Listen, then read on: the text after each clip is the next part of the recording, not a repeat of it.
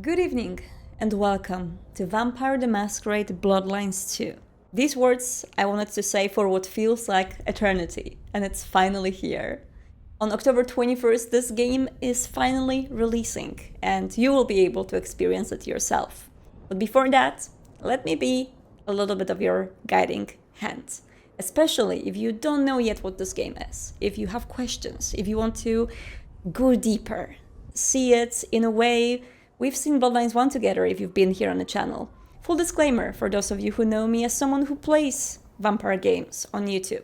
I've played Redemption, I played Bloodlines 1, Coteries, and other games here on the channel. Since 5 years ago, I have an honor to work for World of Darkness, and currently I work as the creative producer for White Wolf. This means I am able to see these games in development. I was very privileged to play the first version of this game and this version as well for over 250 hours now. I've spent a lot of time digging deep and talking to developers, asking questions, giving feedback. I also have some small credits on this game. I've been working as an audio producer for the radio show, and I've been also working on the latest trailers. Namely, the Fabien trailer was my first one, and all the clan trailers, including the upcoming ones, which are still waiting to be released. To observe the studio take it over and bring it to the form we have today has been anything close to a miracle to me. And this is why I am incredibly biased. I will not be telling you that this game is great. I will not be giving you my review. My goal with this Let's Play, which by the way I'm doing on my personal time, I am not being asked to do it from work.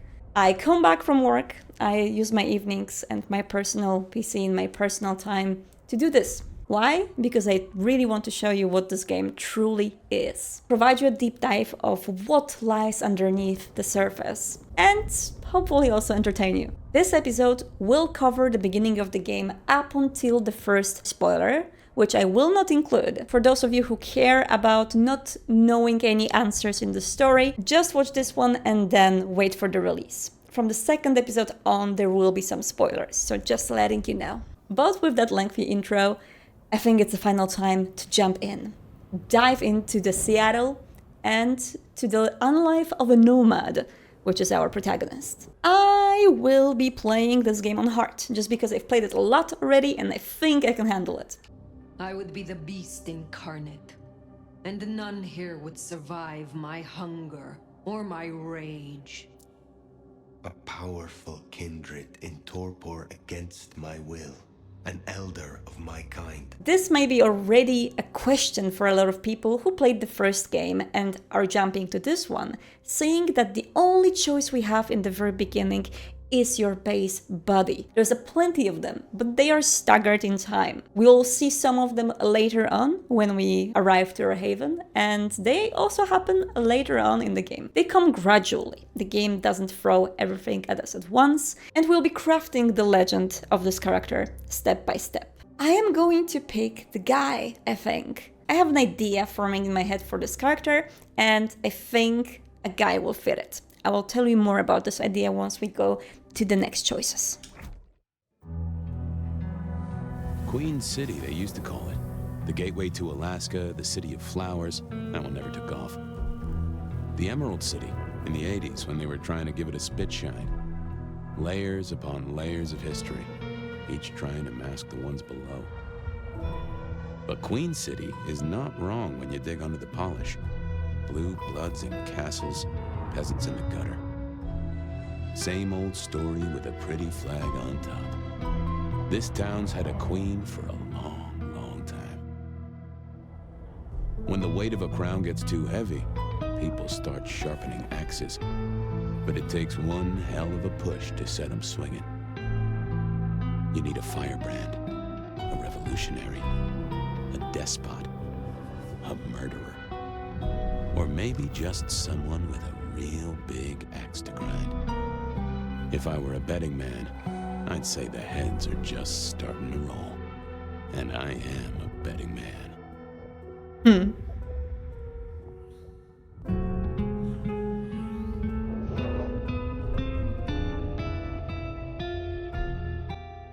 A little introduction to the domain of Seattle, where we are going to be in. Are you okay? Frank! Frank, there's someone hurt down here. Get someone on that radio. Take it easy. I got you. Don't try to move. Are you hurt? Well, there's only one choice.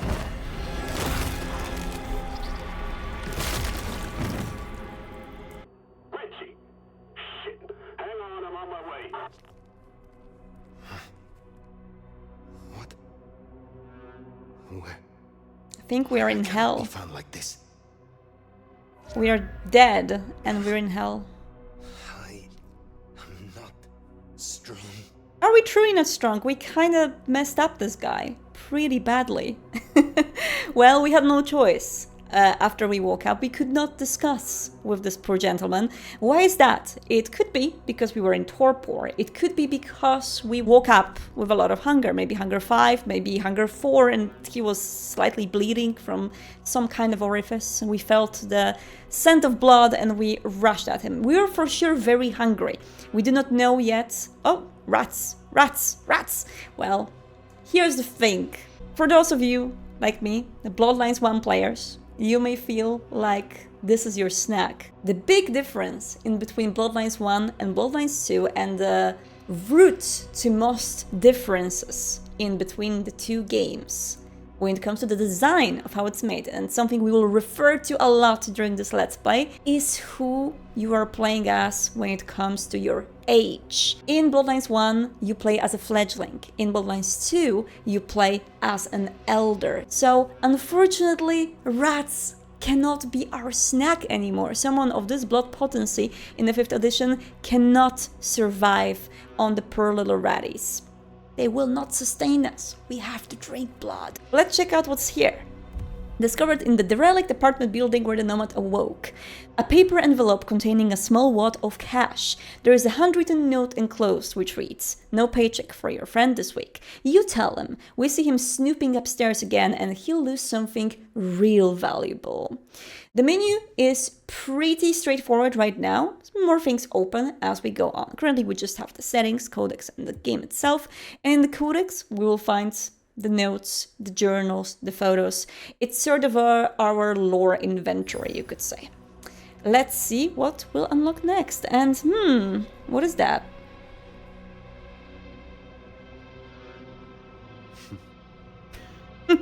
Well.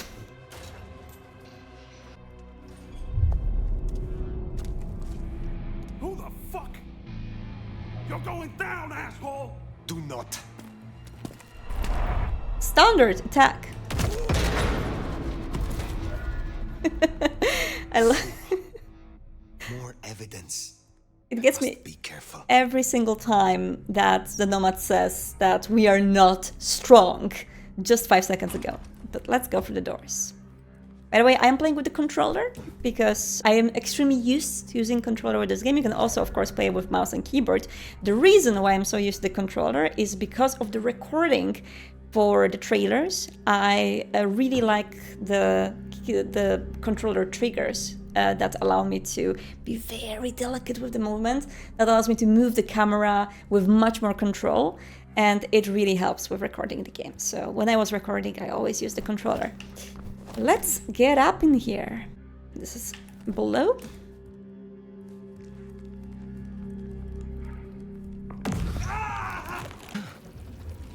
That's not my voice. Not my mouth it's coming out of either. Well, I know the back of my hand like the back of my hand, and well, that is not my hand. Who speaks? So you can hear me. Huh. Well, good evening. A man in a hat. Who are you? I say again, who are you? Hand on heart, if I had either of those, I'm still aslumber. Give me a moment. Very well. Gather yourself, then speak. That's generous of you. I know if I woke up with a voice in my head, well, I would probably take it better than most. But I appreciate I'm unusual in a few respects, and I thank you for your patience. My name's Fabien. I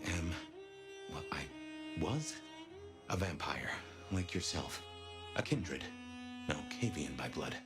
And I was, and still am, a detective. Matter of fact, I just started a new case. Finding my missing body. Tell me, what's the last thing you remember? Fabien introduced himself as someone of Malkavian bloodline.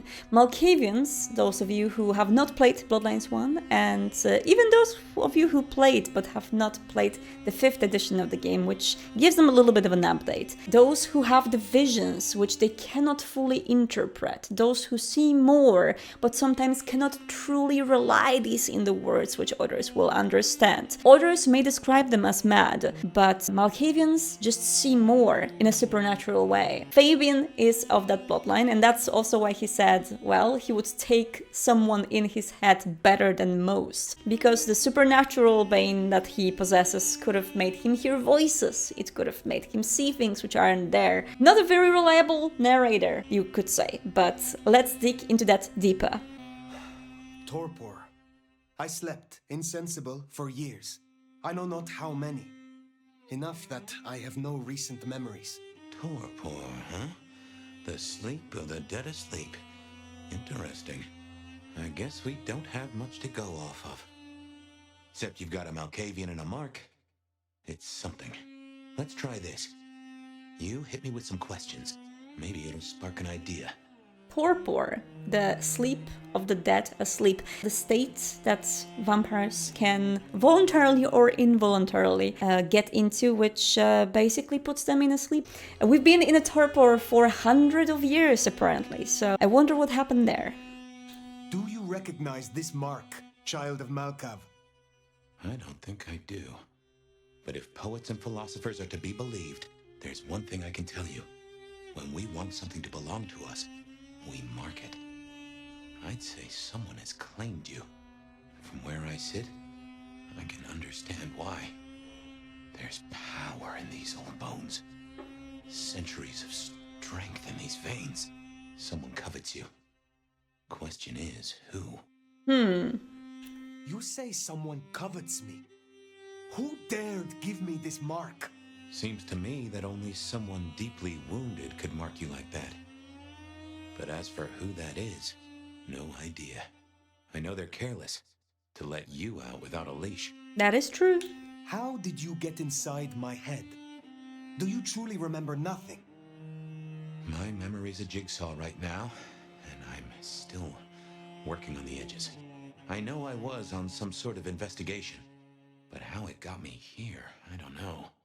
Breaking and entering skulls was never my forte. As for our situation, how do we get you out of me?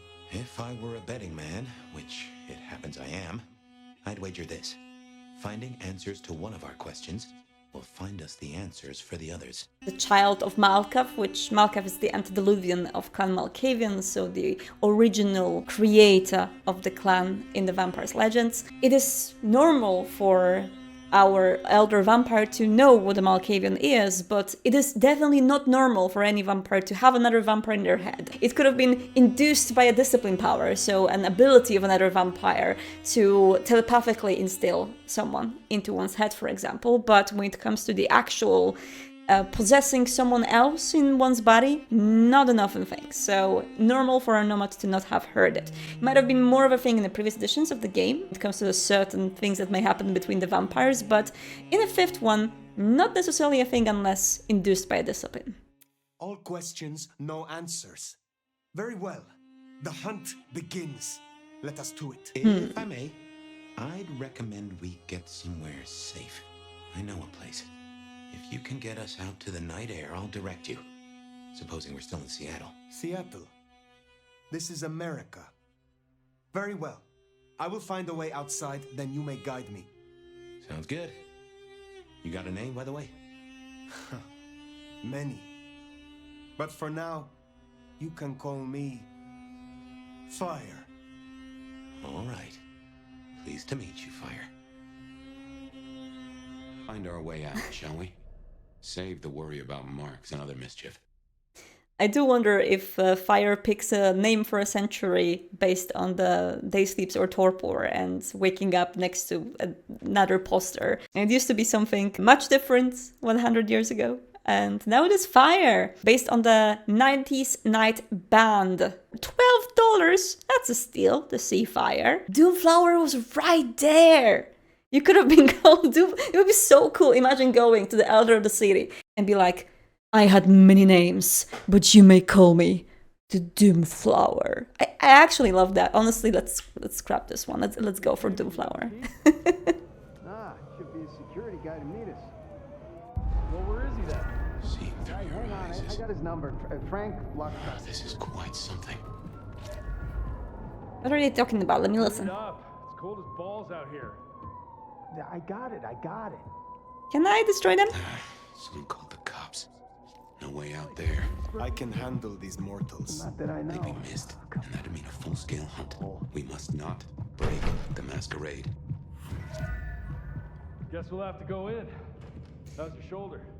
First thing, before we go to the reactive crosshair, one thing is, yes, you do get all specs by default in this game. The power of all specs, the heightened senses, allows us to see more and hear more. The sound is going to come into play a lot. I will be talking more about the audio in this game, which is really cool. Very useful ability. Unfortunately, it makes you not see the beautiful colors of the levels. So I try to use it as little as possible, because this is great. I can see everything, but this is so pretty.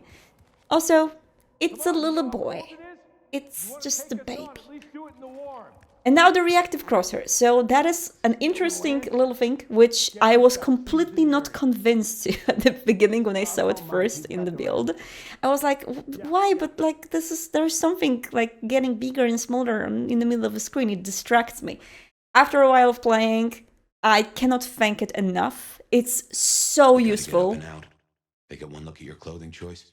We'll have a problem. I know, Fabien, I'm talking about the reactive crosshair. It's fine. Especially in the open hub, when you go later on, you climb on all of these roofs and buildings, and it's just so cool too. Elevators as broke as a Monday night streetwalker. To find things with it. So I really like it now. It's a really nice accessibility feature, which makes finding things more fun, I think.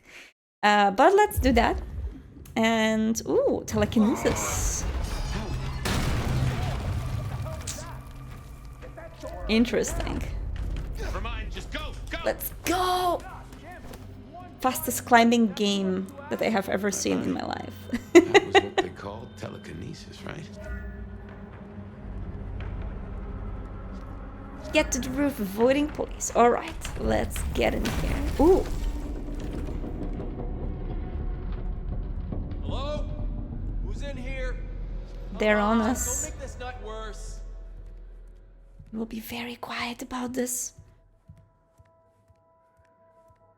We can climb fast. We can also use telekinesis, which is quite interesting. Telekinesis in itself is not a name of any existing ability in Vampire the Masquerade 5th edition, but it seems to be either a combination or one of a blood sorcery or Blood alchemy, actually. Blood alchemy has a pretty direct reference to it as far reach, but it can also be achieved partially with the blood sorcery, so could have been one of them. It's a really nice feature that it allows you to do a lot of fun stuff, which we're gonna do in a bit. Discovered in the derelict apartment building where the Nomad awoke. An opened package smelling strongly acidic and rotten. There are small shards of broken glass present at the bottom, sticky with congealed old blood. There's a note that reads, "Flirtatious donor. This type was hard to come by. Be careful with it. F." Flirtatious donor. So that's important too. One change from the previous edition of the game to the 5th edition of the tabletop game of Vampire the Masquerade is the quality of blood, so to speak, or how one blood is not the same as the other, mainly in terms of emotions and resonances that people who possess such blood. The various resonance types allow you to do various really cool things, unlock disciplines out of the clan, for example. We're going to talk a little bit more about the resonances once we get out to the streets. 128 to dispatch. Go ahead, 128. Got a noise disturbance. No getting past. Think you can distract him somehow? You're a mite conspicuous. We don't want to fight here. Fortunately, there's a lot of debris. We can find something. Yeah, Can I aim for this little... Damn, Carl. I can I always get the spooky ones. Seattle PD. always get the spooky I'm ones, coming huh? over. Good. Old cityscape photographs. Sepia-tinged and musty photographs depicting a city. The dress of the people and model of vehicles suggest it to be the early years of the 20th century. Hello, Seattle. This is your 2 a.m. weather and traffic update. We're still under a severe storm warning, and it's cold, cold, cold out there. Colder than your favorite team's chances of making it to the playoffs this year. That cold. Now, let's make a note of these important reminders, because multiple things are happening at once. All streets in the historic Pioneer Square district are closed to traffic between 10 p.m. and 6 a.m. due to emergency work on sewer systems damaged by the cold. Metro, bus, and streetcar service in the downtown area is suspended until further notice. Oh no, we can't steal cars. In and out of Seattle-Tacoma International Airport are canceled. We can't fly, well, we wouldn't be able to anyway. Everyone, if you were dreaming of a tropical getaway to dodge the storm, It's good to want things. but that dream is over.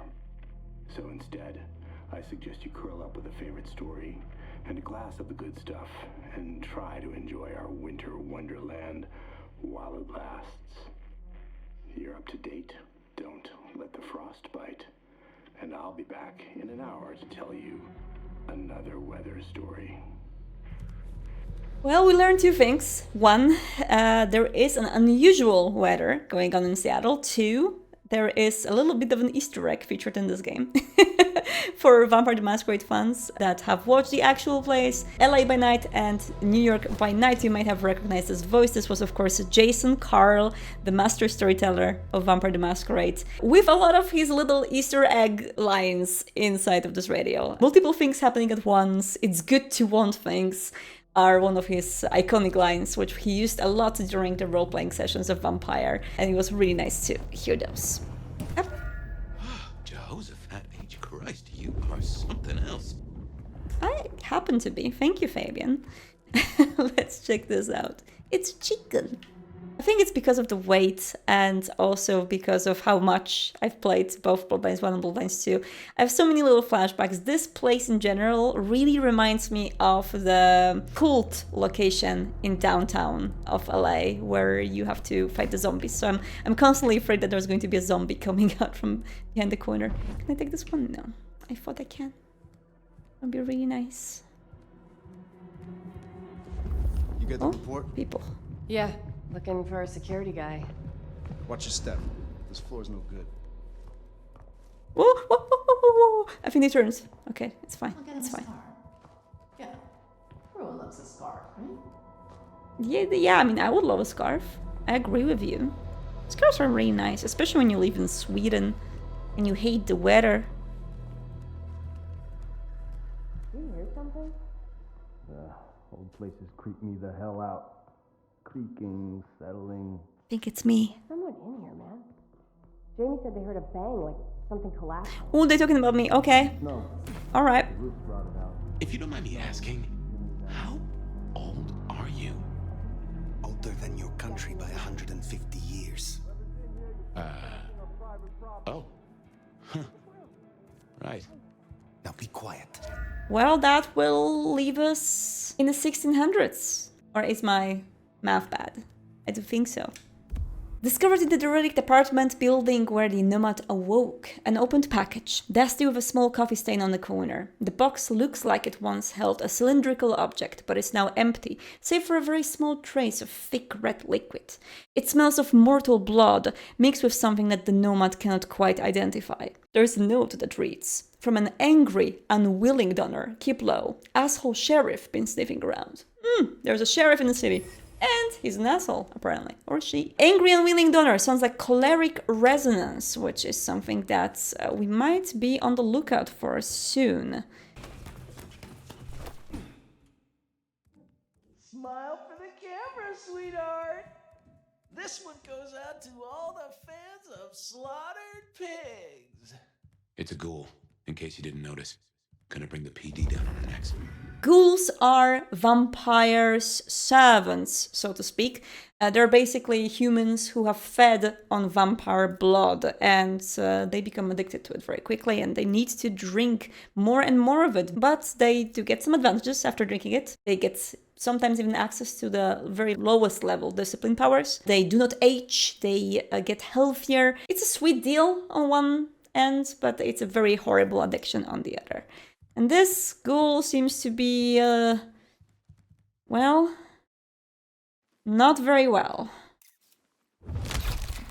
Ooh, let's go. Sorry, buddy. Busy night.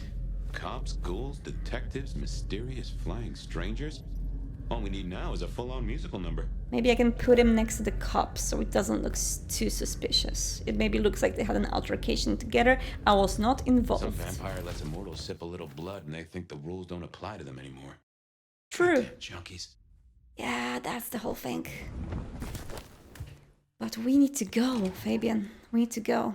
More ghouls. This could set off a full Masquerade breach. We do not want to breach the Masquerade. Masquerade is still a thing in Seattle, of course. For those of you who do not know what the Masquerade in the title, Vampire the Masquerade, is, it is the veil that vampires put on themselves, metaphorically, in order to avoid detection by the humans. The whole pretend game that they play in order for humans to live like docile sheep, not knowing that vampires walk among them. Let's do it! Well, let us dash and let us heavy attack this wonderful fella.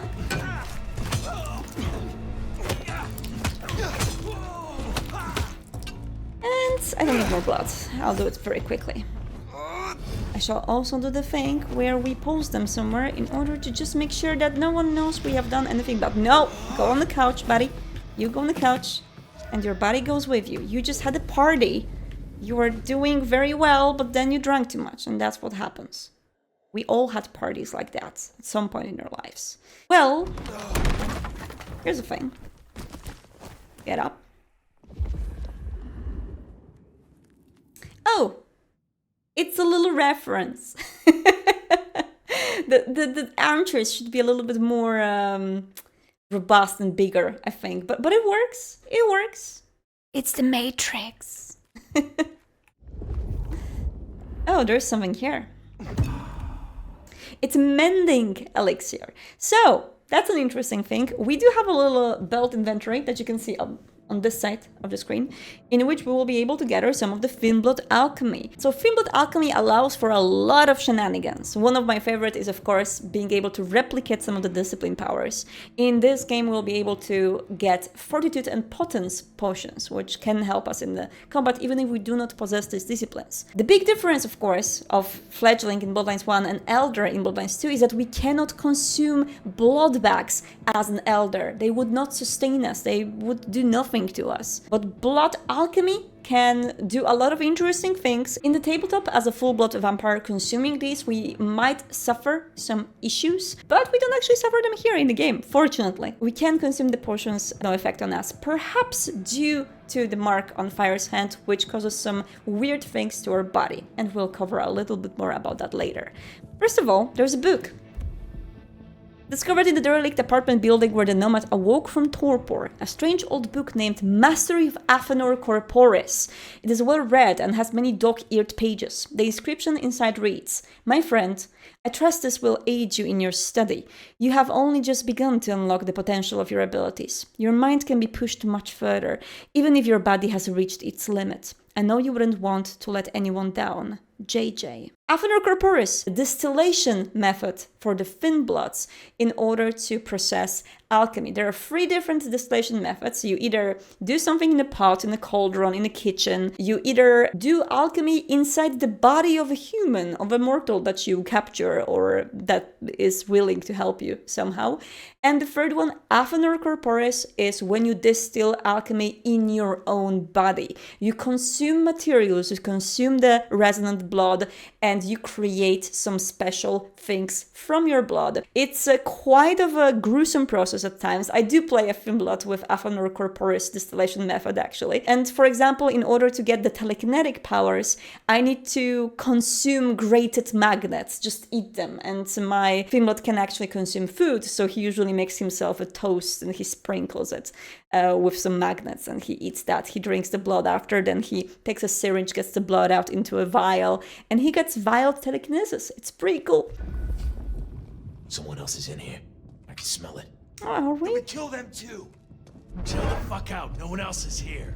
What happened to the elevator? Quiet. I know what that was, but it's nothing. But I'll check. The fuck? I'm not here. Oh, shit. I have not done a thing. Nothing. Like I Very thought. Very, very, very quiet. They're here. Your turn to look. Why do I always have to check?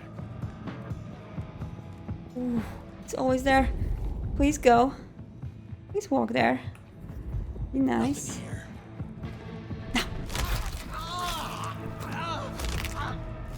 Now back off. Very, very delicate.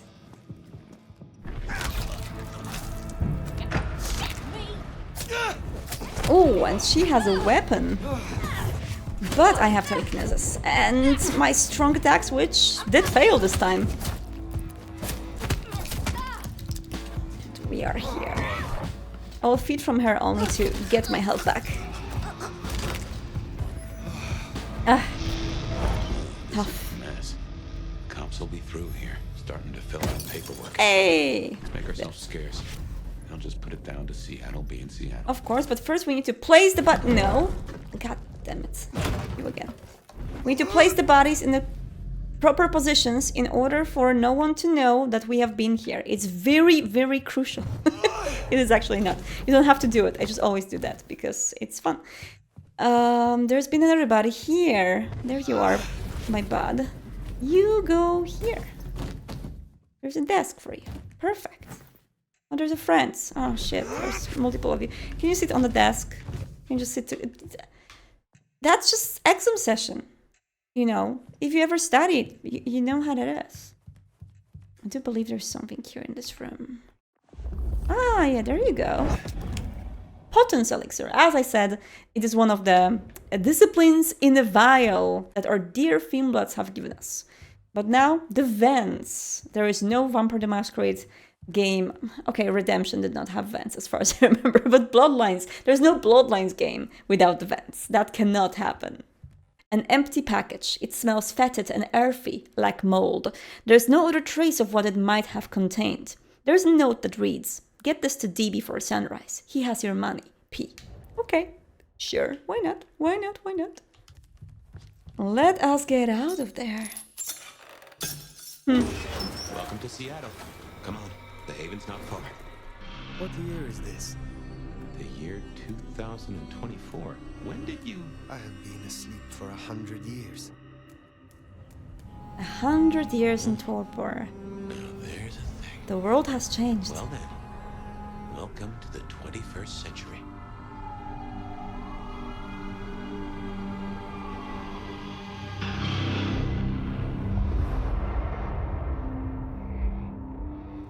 Hey there. You Hello. are still here. Till we've worked our caseload, seems we're stuck together. Welcome back from the land of Nod. You and I can't ever really leave it, can we? Before we continue on the conversation with Fabien, I want to allude to one small thing which you might have noticed just a few seconds ago when we got out of the building, breaking off the lock. Yet another big difference in between Bloodlines 1 and 2, because of the fledgling versus elder difference, is how you do certain things. You might remember hacking, lockpicking being parts of the first game. In this game, you won't have to worry about either of these. And I know some people might actually miss hacking especially, which was pretty fun in the first game, but you get different ways of interacting with the world. Understanding what Bloodlines 2 is comes with the basic understanding of the principle of the design of this game, which is You are supposed to be a vampire doing vampire things. Being able to break the chain with your own hands, being able to glide across the buildings, being able to supernaturally fast climb any vertical surface. These are the things that no human can do, and this is what comes into the forefront of a game as an elder. I think a lot of people will still prefer playing as a fledgling, doing things from zero to hero. And in the tabletop, I personally also always prefer to play as a complete rookie, someone who doesn't know anything about this whole world. But I appreciate how this game has given a chance to a real vampire fantasy, just because we really haven't had a game like this yet. But now that we have the base design established, let's establish our legend, and I have an idea that I want to share with you in just a bit. I wake to a kind word. It has been a long time. Before torpor, I was hunted. This is a pleasant surprise. Don't mention it. Let's take a minute while you're still gathering strength. Get to know each other. Maybe check our compass before we set sail. While we slumbered, I puzzled. And I realized I know you. Or I know who you are. You're the one they call the Nomad. I am surprised anyone remembers. That name's been buzzing around my brain, and I only just trapped it. Another mystery. Where I got the idea. I didn't expect you in Seattle, not at all. And don't rightly know how I made the leap. Once folks hear the Nomad's in town, and they will, they're going to assume a lot. There are stories. Some have you as a destroyer, others an omen of doom. But what would you say? Well, as I said, I have an idea of what I want to play into. This is one of the very first choices we make in the game about our legend and who we are. These choices affect our legend, our history, and also how some other characters will address us. For example, if you've seen the stream I have done on the World of Darkness channel, I've picked the warrior background, and then I picked the background of being a pirate and fighting on the seas. And later on, the characters actually reminded me of my pirate past, which was pretty interesting. I'm not going to be a pirate this time. My idea for this character is going to be a sort of a masculine version of one of my favorite characters from the lore of Vampire the Masquerade, which is Carmelita Nelson. Carmelita is a very unusual vampire of clan Toriator. She's not your usual artist who creates things or does things based on her beauty. Instead, she is an archaeologist. You can think of her like of Beckett, but if Beckett was just absolutely supernaturally obsessed with trying to uncover the histories, uncover the stories of a certain place. I think it would be really interesting to play into this sort of archetype. Fire, the Nomad, as a Toriator who is very much into discovering the stories, discovering the true nature of each place that he visits. Someone who could be Carmelita's sire, basically. I think that's a cool idea, so I'm gonna roll with it. I have journeyed across centuries and continents. I am a traveler. The stories sure do have you on the move. Stagnation is corruption. Amen. And if you don't mind me asking, was there anywhere, any when, that just clicked with you? The libraries of Prague. I remember Prague, with its 100 spires, and its libraries, places of terror and delight. I read ancient books that were printed when I was young. And I read many secrets, invaluable and unutterable. A reader, huh? I like a good mystery myself. Tangled webs that work to a simple solution. What real life should be like, but so rarely is. Fiction. Most of the 2,000 books I read claimed to be fact. Very few told the truth. You'll forgive me for asking, but there's more to the story. Something else, someone else happened, right? I have said all I desire to say about myself. Tell me of you now. All right, ask away. I warn you, I've had 100 years in this city, but my memories are Swiss cheese. Let's ask the basics first. I have been in torpor for decades. What can you tell me about kindred in modern times? I can only speak to what I know, and I only know Seattle. Tell me about the Masquerade. How does it work in this time? Same as it was 100 years ago, and 100 years before that. We gotta blend in with John Q. Public, and John Q. isn't meant to know that vampires are real.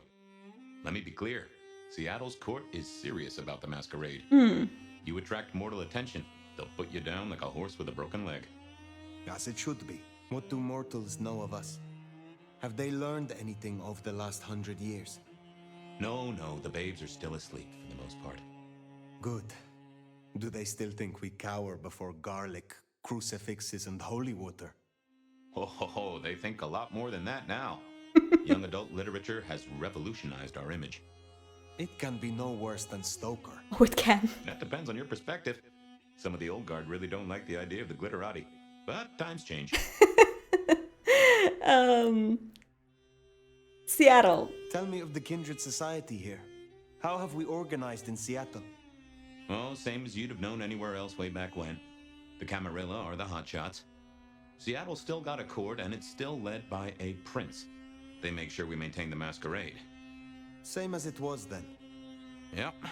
But everything changes the more it stays the same. Camarilla, for those of you not familiar with the nomenclature of Vampire the Masquerade, is of course the vampire so-called government. It's a feudal organization of vampires that claims to have the best way of how the vampire world should be organized. It's very hierarchical. You have a prince on top of every city, and the prince overlooks the city. You have to seek prince's permission in order to move in their city, in their domain. Usually the cities are split in between Camarilla and the Anarchs, which are the opposite of the Camarilla. They do not want the prince, the government, the hierarchical feudal tyranny of it.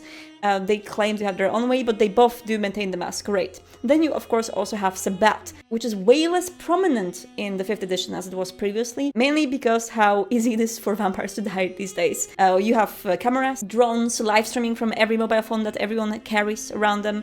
It's very easy to track someone who is breaking the Masquerade, which Sabbat very often try to do. Least to say, Sabbat has been very much diminished in their ranks. They are very much pack-based, running around, scattered. And some of the clans which were historically a part of Sabbat have rejoined the other factions. For example, La Sombra joined the Camarilla, and Tsimitsi have joined the Anarchs. In majority, of course, there are some outliers here and there. How may our kind be slain? Are there new threats? That you've got to worry about? Well, don't book any sunshine getaways. Don't light up a cigarette wearing a gasoline overcoat. Sun, fire. Don't lose your head. Figuratively is bad, literally is decapitation. the end times. But I'm sure you know all this. Yes. Stake through the heart is still a ticket to being paralyzed. No fun at all, but at least you get to watch what happens next. Oh, guns. Guns are now a sight worse than you ever knew. Bigger, louder, smarter, but also, in a way, much stupider. I see. Will guns be a common threat? In America? Yeah. Yeah, well, we cannot use guns as fire directly, but we will be able to use them on humans using our power of will, and that includes some pretty cool weapons later on in the game. Is there anything else I should know? Any other new dangers in the current time? Ooh, yes. Mortals all have cameras now. Yes. In the telephones they carry, and they're always filming everything around them. Streaming, they call it. Yes. Sending it to the cloud. Online. For everyone to see forever. All these words. Lines? A camera inside a what? The cloud? Is any of this important?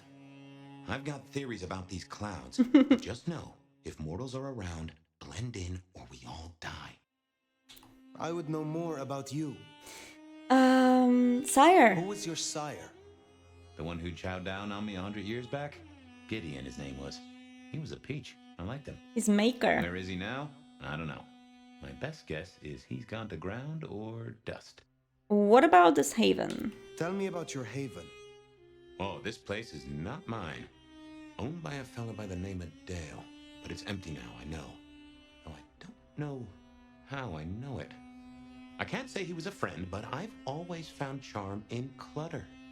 Provokes a soul to build castles out of thoughts. And a castle is a solid place to stand.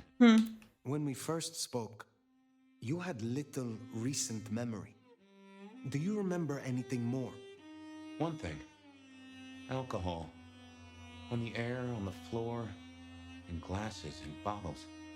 After that, I'll walk in the dark. We can either say that we awake in hell, or that modernity is intriguing. I think if we were playing this archetype of this Carmelita, like a Nomad, I think he would be very curious. I think he would actually want to discover what's going on, and he would not be so eager to reject it. So let's pick this one. The world outside is intriguing. It will be fascinating to learn its workings. It works. It's not too bad, all told. What is this about alcohol? Your memory seems drenched in it. Well, I'd say I was in a bar. If you feel properly woken, maybe we could try to find it. I am awake, but there is something wrong. My blood is sluggish. I should be strong by now, even after torpor, and I am not. Reckon that mark has brought you down a peg? Speculation accomplishes nothing. True, but let's just take another second. You know my blood is Malkavian. You know they call us lunatics, madmen, or prophets. But where do you draw a bloodline? Let us pick one of these. Well, I'm very happy to say now that I have reached the screen that all of these clans are a part of the base edition of Vampire the Masquerade Bloodlines 2. How Bloodlines 2 was designed from the very beginning of the project's existence is it always had the base of 4 clans with more to be added, and that was also the idea for this version of the game. But the developers were ready with 2 amazing clans, La Sombra and Toreador, to be able to release them all on day 1. And there has been discussion if it should be included in the base edition with all the other clans, and I'm very happy to say that the decision has been made that yes, that's going to happen. All of these are in the base game, so you can choose in between all of them. Some of them you may remember from Bloodlines 1 if you played it: Bruja, the brawler type. I'm going to very simplistically and potentially offensively for Vampire the Masquerade players compare them to regular fantasy classes, just to make it easily understandable. Bruja are the warriors, the brawlers. Tremere are the mages, the sorcerers. Banu Hakim are the rogues, the assassins, the stealth masters. Ventru, you could say they're tanks, but also they're specialized in the crowd control. With their dominate, they are able to possess other enemies, they're able to make them do things for them, so they can command people on the battlefield and basically stay out of trouble. La Sombra are able to manipulate the shadows, and a lot of their powers are shadow-based. They're able to emerge from the shadows of their enemy and destroy them very quickly. They instill fear. They are scary. They are the monsters. If you want to go into full edge, La Sombra is the way. I was actually considering going La Sombra for this playthrough, but the idea in my head that I shared with you was a little bit too tempting. And finally, the Toreador, the artists, the divas, the ones that are charismatic, enamor others with their presence. I would say that we are going to play a little bit against the archetype of a Toreador, but maybe not too much. I still want to be very flirty, very nice, very etiquette heavy. I want to know how to act in certain moments. So I think we're going to try to be proper in our decorum in the world of Kindred. But of course, that's not the only way to play.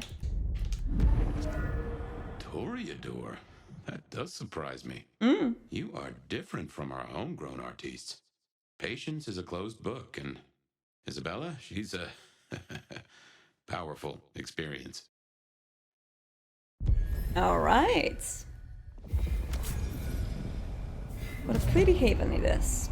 Oh, we have to unlock our powers. Let's go there and check it out. Our first power being our passive, that is the one exclusive to a clan. You cannot learn the passive of another clan, is Cat's Grace. We will move faster after feeding, which may come in handy. And now the tree opens. Our first ability, extremely useful if you ask me, is Entrancing Kiss. It allows you to momentarily enamor an enemy, and when you kiss them, they will fight for you for a bit of time. The weak enemies will fight for you longer, the stronger ones will wake up from this trance very quickly, but it comes very handy early on in the game. You have the other ones for other clans, which should give you a little bit of a glimpse of what these clans are about. The Banu Hakim one, Bladed Hands, very quick decapitation. with your hands, basically. Lightning Strike for Ventru, which is a very quick super punch that also very much plays well into the idea of a brawler. Blood Curse for Tremere, pretty much of a traditional Tremere power. You create the curse on them, making their blood want to explode, and then you have to either attack them or, as you can see, just throw something at them, which causes them to explode and destroy people around them with the radius. It's super cool. Terminal Decree for Ventru, also a very classic power that you may already know from Bloodlines 1, which I believe was called Suicide in Bloodlines 1. You just tell someone to die, and when they are mortal, they do. It doesn't work on Kindred this way, but you stagger vampires and disarm them with that. And Arms of Ahriman, again, a classic La Sombra power, where you create a shadow arms that trap enemies in place. As you can see, they just come from the floor. It's very, very cool. I'll try to learn all of these powers to test them out, and we'll try to unlock this whole tree if possible in the duration of this playthrough. That is my plan. We'll see how it goes. Anyway, we can't have you going out all bloody. That is true. Check Dale's closet for something to wear. He won't mind. Okay, let's get the outfit. Well, my first outfit as a Toreador is, as you can see, pretty nice. We will be able to access the whole wardrobe eventually, which I really want to do. And now let's customize our fire just a little bit. I need to pick some cool hair and decide what he's going to look like. I do like the red hair on him, actually. Should we go full Astarian, maybe? The white hair on him look really nice. I'll maybe pick some makeup and then decide. I like this nice face, elder face, because this is like the base face, and this is like paler with a little bit more of a shadow around the eyes, which I think is really nice. Piercings always work, in my opinion. I do like the vampire bite ones. Eyes, maybe something bright like this. And of course, none of these looks are masquerade breaching. We don't have to worry about it. It's Seattle. People wear all sort of cosplay things. It's fine. I think these ones look really good. I'm gonna go with them. Natty. Yeah. And no one in this city will blink twice at you. Ah. While you were getting dolled up, I rooted out of memory. Realized why I brought us to Dale's place. Cedric, the cream. Not long before whatever happened. If we're gonna solve our cases, we could track back my footsteps, see if we can find that bar. Of course, but I want to inspect things first. I can see very nice post-it notes here. Computers. Mostly, they're like a very fast telegraph system staffed by idiots. I agree. My advice is to leave well alone. If you see those things on the wall, like the Malkavian poster from Bloodlines 1 and these neons for the finished playthroughs, these are the parts of the Santa Monica Memories extra content pack. So they are little Easter eggs that are in your haven, which just add a little bit of a Santa Monica vibe to it. And these ones you get for the finished playthroughs. I am currently playing on the Gamescom build because I wanted to play it on the same build that CohhCarnage and theRadBrad played so far. So you can only see these four, but you also do get Toreador and La Sombra if you finish the game by either of these clans. Let's check out. A gramophone, sort of, but much more acceptable sound quality up until the early 90s. And of course the cream of Cedric Captain, which is Eric Clapton and his band Cream. If you didn't get the reference, I am old, so I get the reference. I think youngsters will not get. Let's check out what's here. The famous painting, The Kiss. Well-used shrine. A photograph of a group of people alongside a candle, strongly scented of vanilla. The blackened wick and tunneling of the wax implies that the candle is lit frequently for short periods of time. There is no way to know which person in the photo has caused such a devotion, but there is some scuffing on the picture frame that indicates it is picked up regularly. The entire area is unusually clean and devoid of dust compared to the rest of the apartment. It's just some of his friends. He also has a lot of other interesting stuff in this haven. There's a stop sign. And this is also a really cool thing. It's a jukebox that you get when you pre-order the game. And what it does is it compiles all of Rick Schaefer's music from the game that you can play in this haven, so you can play some of the Rick songs here. None of the songs are exclusive to the jukebox. They do play throughout the game, but if you want to have them additionally also in your haven, then the jukebox is for that. It's for me, honestly. I love Rick's music. So I'm just so happy that I can listen to it. By the way, Rick is soon releasing his new album with more music that he made, not for Bloodlines, but privately. And I was extremely privileged to be able to paint a cover for him and do some of the art and video work around it. So yeah, stay tuned to Rick's social media for when he'll drop it. It will sound amazing. I already heard the whole album. It's something else. My buddy Dale had body image problems. That's how he put it. Does seem like it. Dale was studying, if that's what he was doing. We'll get deeper into this later. Hey! Look at this thing. Discovered in Nomad's current haven. A small black notebook with a faux leather and cover and rounded edges. Ivory-colored paper. It smells of stale sweat and cologne, as though carried close to the body of someone who uses perfume, but does not wash often enough. What he was doing next to so many old VHS tapes is unclear. The pages are filled with neat handwritten columns. The first page reads, and various different milliliters and substances, I think. Fairground Nickelodeon, although it does cost more than a nickel and it doesn't make you smile. What about this? Dale was into mixing up thin blood alchemicals. Dangerous trade. Oh, there's something here too. Discovered in the Nomad's current haven, the body of a dead cat. Rigor mortis has passed, and the quiet, wet sounds of movement inside the corpse's mouth indicate the presence of fly larvae. Rigor mortis. Rigor mortis. Let's go.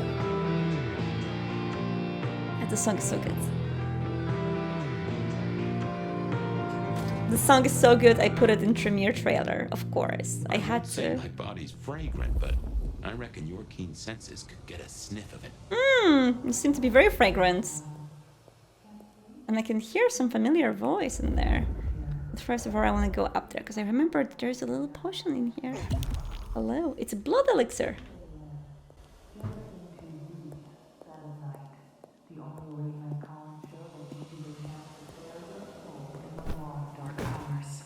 I'll stay with you all night and be long gone before anyone wakes up. Promise. If you do not recognize his voice, it belongs to a super amazing Vampire the Masquerade YouTuber and storyteller called Hadi von Schlant. This whole radio was actually her idea years ago. She wanted to make a tribute to Deb of Night, and I think she knocked it out of the park with both her performance and with the script and everything that she has done as a tribute to Deb. And in the end, yeah, it's made it to the game. I was proudly helping with the production of this one. And it has many episodes. It has interwoven stories with some things in the game, which we'll explore. And of course the ads. So many ads. Next caller, tell me your tale. I went to her funeral. We buried her. But you're saying that she's alive. That's exactly what I'm saying. I came home late from work. All the lights were off. But before I could open the door... Wanker Wazooey, Beginning Fantasy VII, Wet Racers, the last of them, Resident Nice, my favorite. How do you know? She took things, personal things I kept of hers. Well, She a this marriage vampire. is a fine institution, but some of us aren't ready for that kind of commitment. Are you sure your wife didn't fake this tragedy? What are you saying? Did your wife keep secrets, caller? Was there someone in her life that looked at her a little too long? Or someone she spent a little too much time with? No, she wouldn't. Well, there was Cameron. Something about Cameron, huh? They say that we should love thy neighbor. Maybe your wife took it too literally, caller. Ooh. I gotta go, Bet. Me and Cameron have to talk. Well, thanks for the scary story, caller. Let us know how it turns out. Okay, my darlings. It's time for this gal to get paid, but don't go leaving me high and dry, okay? Has this ever happened to you? Who spilled red wine all over my couch? The guests are coming in a minute. Every weekend. Clean all your accidental messes with Stain Liminator, made from ingredients that work like magic. But our lawyers said we can't say that, so it's made with science, which is almost as good. I want to hear one more, I Hey there, think. Seattle. Did you miss me? Next caller. You're on with Bed of Night. Did you ache for my voice as much as I'm aching for yours? More, actually. It's good to know that I have that effect on you. What's on your mind tonight? A woman. Fascinating. Is she an enemy or a lover? To be determined. What can you tell me about this mystery woman? Well, she's got your name. Well, a friend of mine always told me the men she meets talk too much. I should give you her number. Call me again if that cat lets go of your tongue, okay?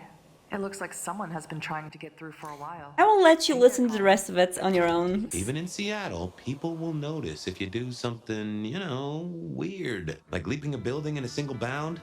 Keep it on the down low. We have a masquerade to protect. And here we are in Seattle, in the Pioneer Square, where our haven is located. Our now haven, or Deo's haven, actually. City opens in front of us, at least partially. We can go to multiple places right now. Let's check out the map. Here's the main hub of Seattle. How the game is built is basically it's built out of this main hub and the spokes. So there are various other locations that you will go to, but this hub is your main map that you will traverse, where things will happen. It is, I think, like totally about the size of like the 4 hubs in Bloodlines 1. Or maybe a little bit bigger, actually. And it's also vertically traversable, so you can travel up on the buildings everywhere. This is a park with a conservatory. This is the Weaver Tower, where the Camarilla is located. We'll go there. One club, another. So what happens right now is up until we get accepted in the city, we get the official approval from the prince to walk around, we will not be able to do things with the clan contacts. We can talk to them, we can go to them, we can meet them right now, but they won't be very happy to see us. We can actually try doing that just for the fun, though. And then we have the blood resonances, as I mentioned. This game is based on the 5th edition of Vampire the Masquerade, in which blood resonances are a thing. And how they work is we use our heightened senses in order to sniff the people, to see what's happening. There's a very nice thing of the resonances not only having the look to them, but also the sound. If you listen very closely, you are able to hear it. So let's check it out. This person here is resonant with the sanguine resonance. You can hear the heart beating. You can even, when you listen super closely, you sit there for a while, you might also be able to hear some of the voices doing some little moaning sounds from the resonance itself. It's really nice. And the ones that are of the color are the equivalents of the intense resonance in Vampire the Masquerade 5th edition. So those events right now, like the one right here, these are intense already. We do not have to do anything. They are just of that emotion that is emanating from them very strongly. Sanguine, in this case, is there's someone is very horny. They really, really want to have some cool time together, so we don't have to try. The other ones, as you can see, have fleeting resonances. The ones that are in white are negligible, so no resonance inside. The ones that are pulsing are fleeting, and the fleeting ones we can talk to, and we can induce this resonance in them. I think in our clothes, because clothes also have the impact on that, we should have a lack of talking to this one. So let's check it out. Hello there. Ooh, getting some butterflies looking at you. Of course. See, our outfit has worked magic. I do not want to destroy the vibe by saying the bad things, so let's be nice. My. All the pretty things we could do to one another. Oh, the Torator line. Let's make this a night to remember. Come with me, lady. Nice. All right, we cannot fit here. We have to go somewhere else. We'll just go to the alley. Do you want to agree to a safe word? Agree to a safe word? I don't know if Fire knows what the safe word is. Was there a term like that back in the 1600s? Stressful quarter. Let's go here. I'd like to show you off to my friends. That's kind of rude. Are you suggesting something looking at me in my outfit? Let's do it. Mind if... No.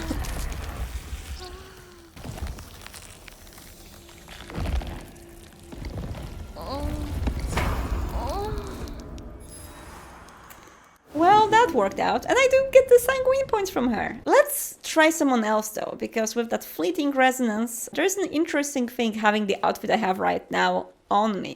Let's try to find someone who has a melancholic resonance, like this gentleman. Melancholic in this game is interpreted with the fear. So melancholic can be sad, but it can also be fearful. In this game, that means the resonance of fear. They are scared. Let's talk to this gentleman and see if he can react to my outfit. Damn.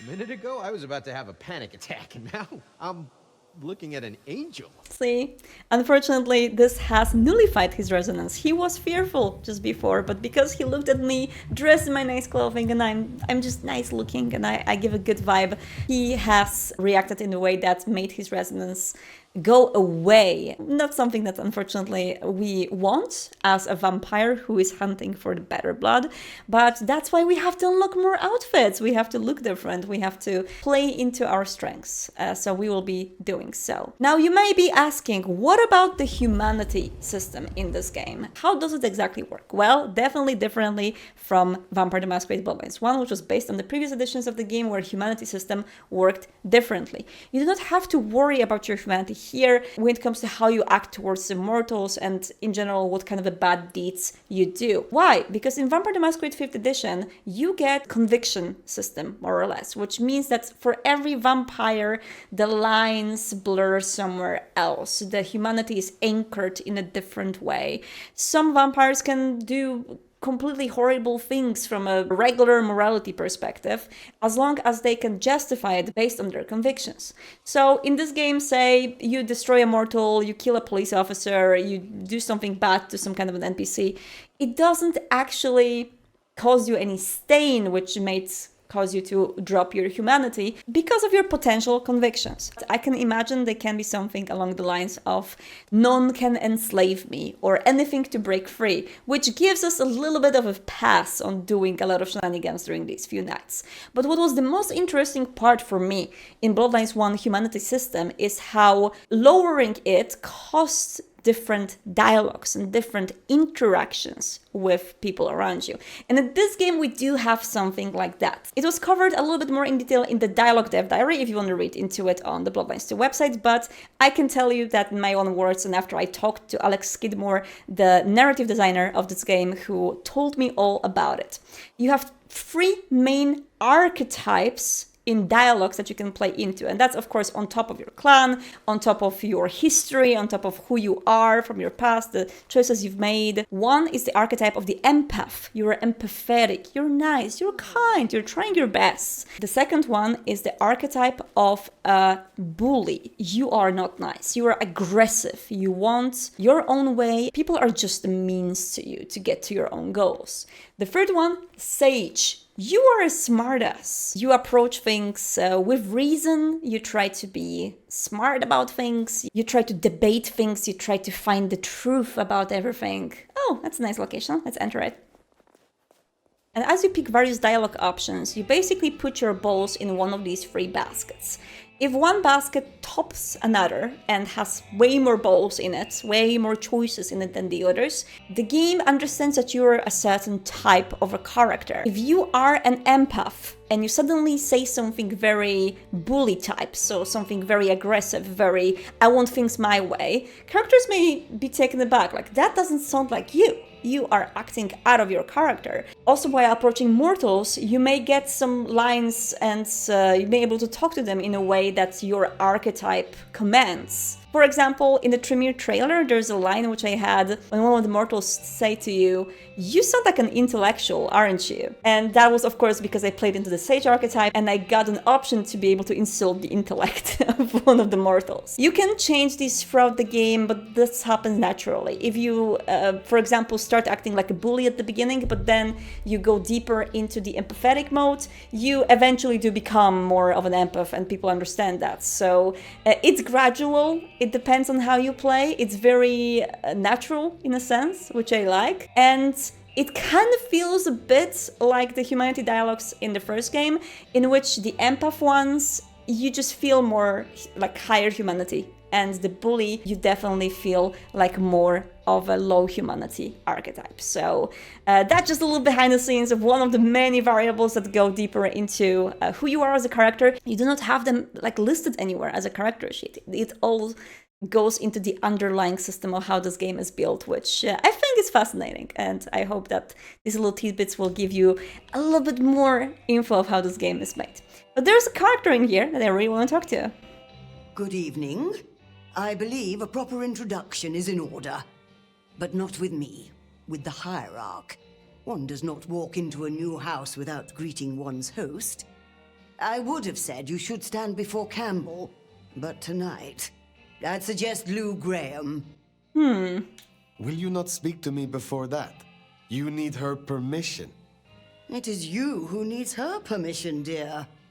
And you do well to watch your tone. Later, perhaps. I apologize, Mrs. Thorne.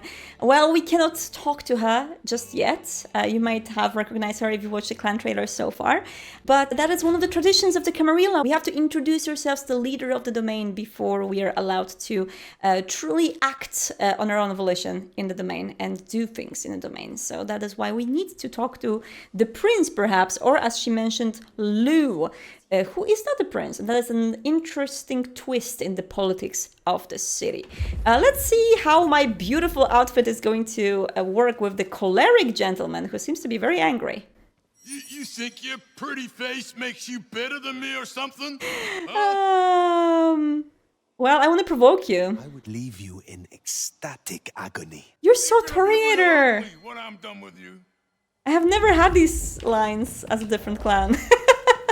I get very pretty bully lines when I play as this one. There we go. Let's have a little bite.